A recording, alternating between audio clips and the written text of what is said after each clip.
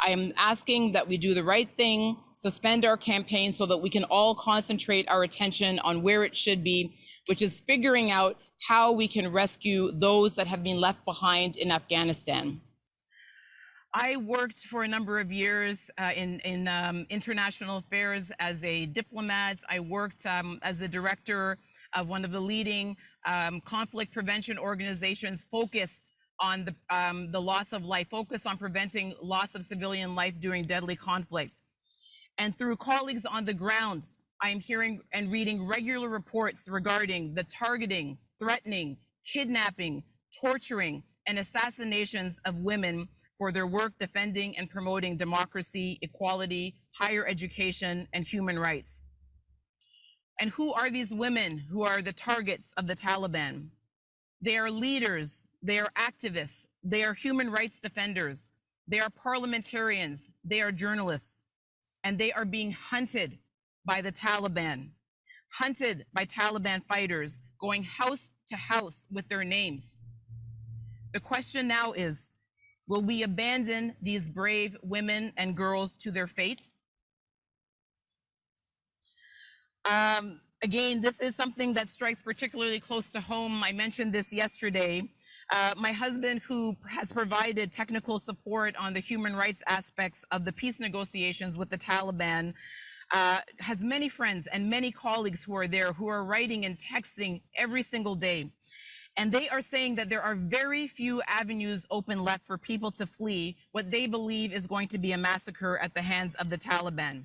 My name is Yasmin Rajabi, and I'm here with Shiva.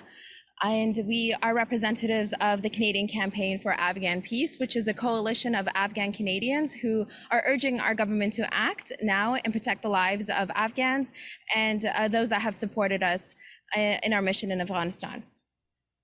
When I woke up this morning and I heard news that Canada has decided to withdraw and wrap up its evacuation efforts in Afghanistan, it was in disbelief. I could not fathom that our Canadian government was abandoning not only its own citizens, its residents, but also the people that we had promised to help, the people that had already received visas from Canada. Speaking of Afghanistan, you've called on the Governor General to reinvoke Parliament, reinstate Parliament, to have a debate on an emergency debate on the crisis of Afghanistan. But you know Parliament is dissolved and the Privy Council office is clear.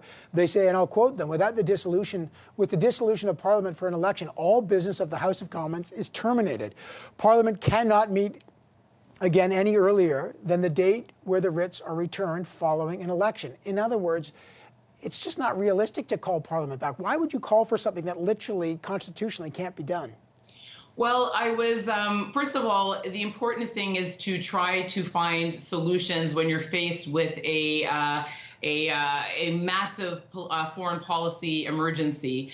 And so I took lessons from the Emergencies Act, from Section 58 of the Emergencies Act, which seems to envision, what do we do when there's an emergency and Parliament has been dissolved? And it seems to say that the Governor General can summon Parliament back at the request of the Prime Minister in order to deal with that urgent business. And so that, again, applies to national emergencies. But surely, Evan, this is a foreign policy emergency that deeply engages Canada, and there should be a way for Parliament to be engaged. And let's put it this way, if we have found an important gap in our policies and in our ability to respond to emergencies, then it's good that we've identified that, and we need to find a solution, because we should be having a national debate right now and urgently about what we do in Afghanistan. And while UK Prime Minister Boris Johnson was recalling Parliament for an emergency response, our Prime Minister was dissolving ours. So yesterday, I said that I believed that it was possible for the Governor General to summon Parliament, even though it had been dissolved, to summon Parliament for an emergency debate and to discuss our response to the evolving situation in Afghanistan. I said that under the Emergencies Act, we see that there is a provision that allows the Governor General to make a summons even when Parliament has been dissolved. That act doesn't apply to this situation, but it shows that we have contemplated, what do we do when Parliament has been dissolved and we have an emergency? national or international? What do we do? There must be a way for us to craft a response. There must be a way for government to respond. What's happened in Afghanistan is a tragedy that was something we knew about. We knew about the withdrawal date. We knew from President Biden what that date would be. And sadly, I agree with Mr. O'Toole on this one point that it was a bad decision to call an election while this crisis was going on, particularly because we've got allies on the ground that put their lives at risk to support our Canadian forces who are now looking at peril for their lives and may never get out of Afghanistan. This has been a complete failure from the very beginning. As Ms. Paul mentioned, we had ample opportunity to be able to evacuate our personnel, the people that have helped us, but we have not taken that opportunity to do so. We dilly-dallied, we took our time, and now the lives of those people who are still remaining in Afghanistan, their lives are in our hands. And if we do not get them support in time, if we do not get them evacuated in time, their blood will also be in our hands. And that is the situation in Afghanistan. We heard yesterday from our Prime Minister in his own words that it would be now virtually impossible for Canada to rescue the Afghan people who helped our military and their families, given that the Taliban has completely taken over Afghanistan, given that they control the borders and the checkpoints. And this was a completely foreseeable situation. Our veterans warned about this situation, and yet Mr. Trudeau and his government did nothing. They did nothing to ensure the security and safe passage of Afghans at a time when it was still possible to do. Instead, what he did was he called this election. He called an election. He strode out of Rideau Hall, having just been briefed on the terrifying situation on the ground. And he went out and decided that the best use of his time and his Minister of Defense was to travel the country fighting an election instead of fighting for the lives of our friends and allies who helped us in Afghanistan.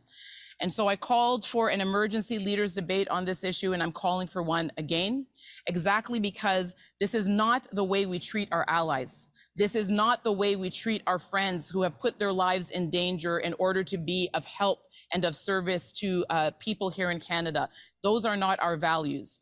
And so I ask us not to forget about the people who have been stranded and left behind in Afghanistan, and to insist that there is a plan that ensures that we speed up visas, that we get safe passage, and that the Taliban receives no recognition from our government whatsoever until they guarantee respect for fundamental human rights and the safe passage and exit for every Afghan helper and their families.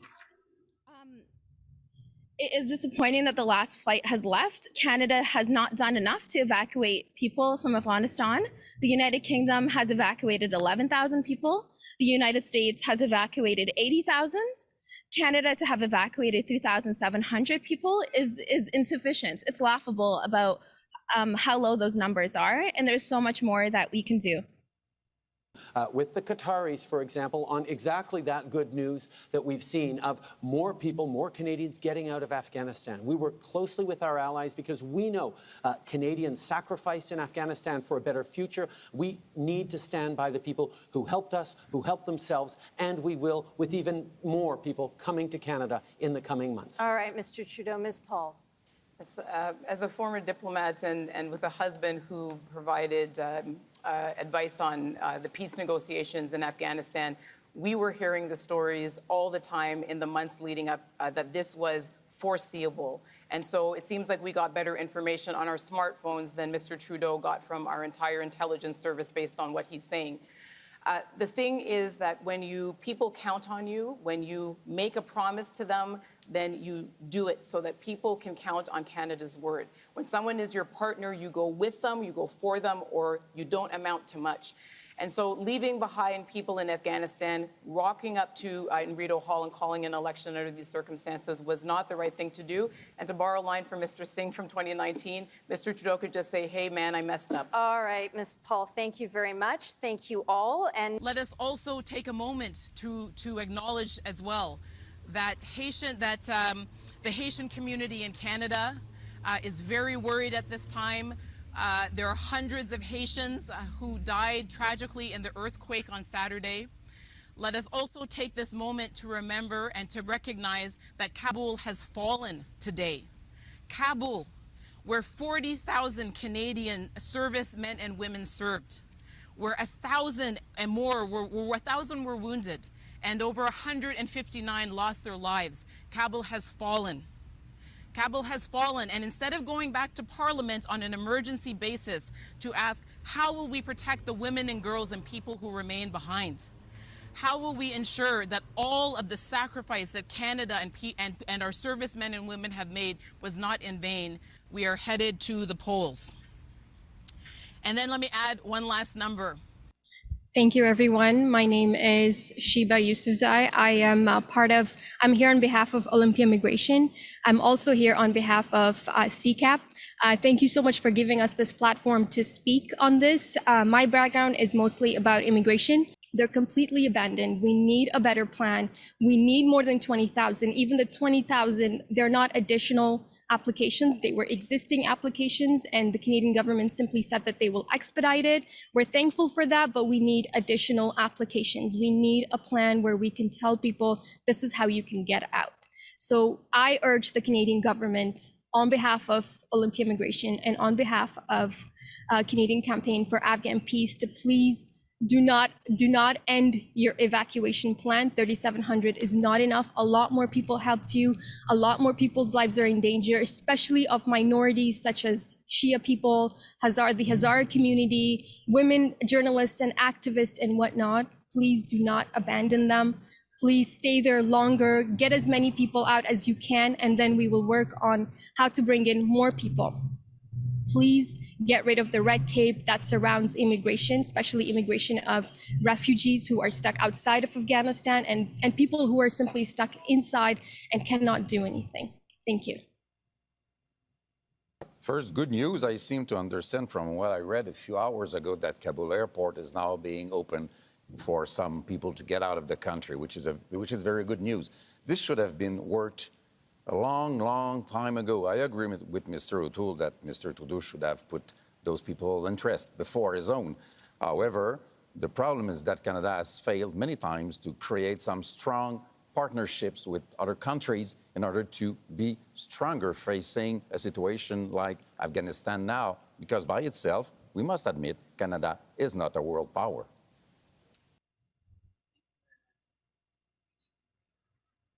Thank you very much for that. And I will just end by saying that this is one of those moments of reckoning. This is one of those moments where every second counts.